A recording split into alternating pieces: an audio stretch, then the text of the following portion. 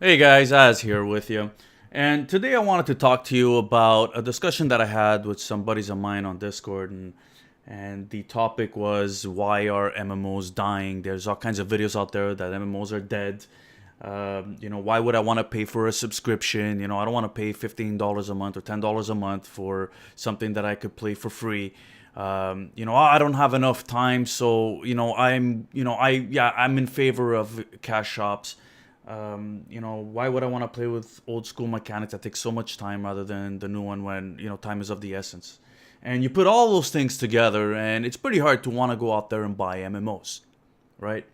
Now, hopefully by the end of this video, you could come up with your interpretation as why you need, those paid subscriptions, why you need to invest time in your games, why cash shops suck and ruin your game, and and why certain MMOs work and why certain MMOs don't work. And a big topic was we were discussing crowdfunding.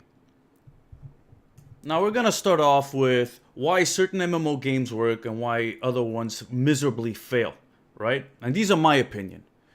Now let's start off with World of Warcraft, right? The most successful MMO game out there, and rightfully so, right? They made so much money within a period of over 10 years. And you got a lot of these developers that said, hey, you know what? Let's make an MMO. We could make all kinds of money and cash in, right? So they start coming up with all these new fucking MMOs that completely sucked. Why? Because they were thinking about the money rather than the product itself. Now, I'm going to use a game like Pantheon Rise of the Fallen, all right? And even Star Citizen, because I believe those two games with their developers are taking MMOs to a positive direction, a direction where they should have gone, where MMOs should have started a long time ago, all right? And I'm going to take a developer like Bungie or even EA. Now, you look at Bungie. Here's a developer that dumps $500 million on a game where you could solely reach light level to about, what, 295, I would say, right? Which would take maybe a matter of, what, weeks? Do a raid after an hour, right? And after a couple of weeks, completing maybe, what, 1, 2, 3 raids maybe? You're fully geared, right? And then call that an MMO. Not only that, 3 months after that, you have to buy a lazy DLC expansion. What is it, another $40?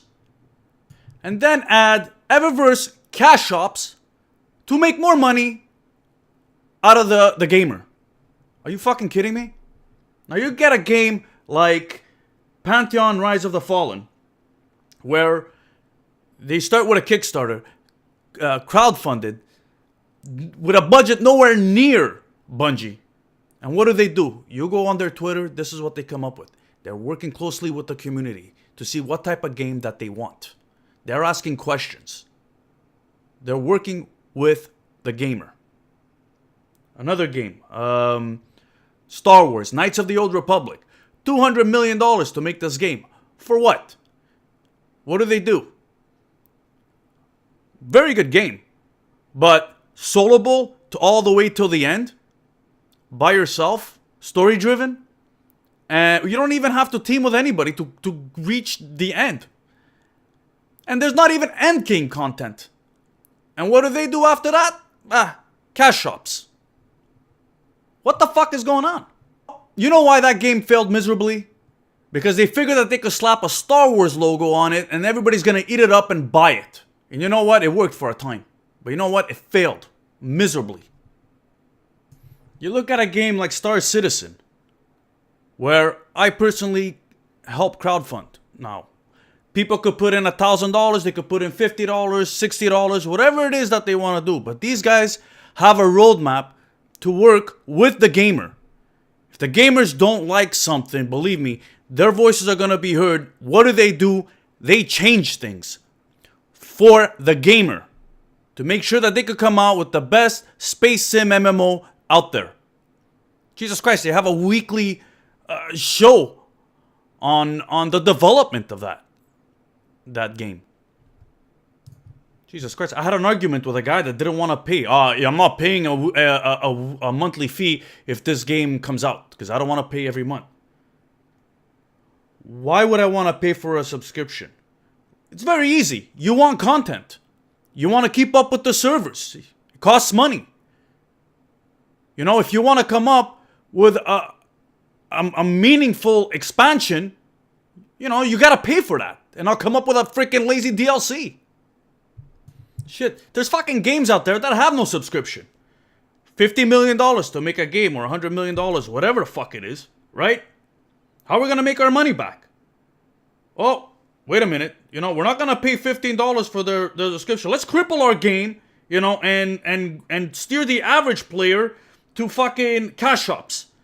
Time is of the essence. I don't have time to play this game, so yeah, let me $5 for an EXP boost. I don't have time to explore the world. It takes too much time.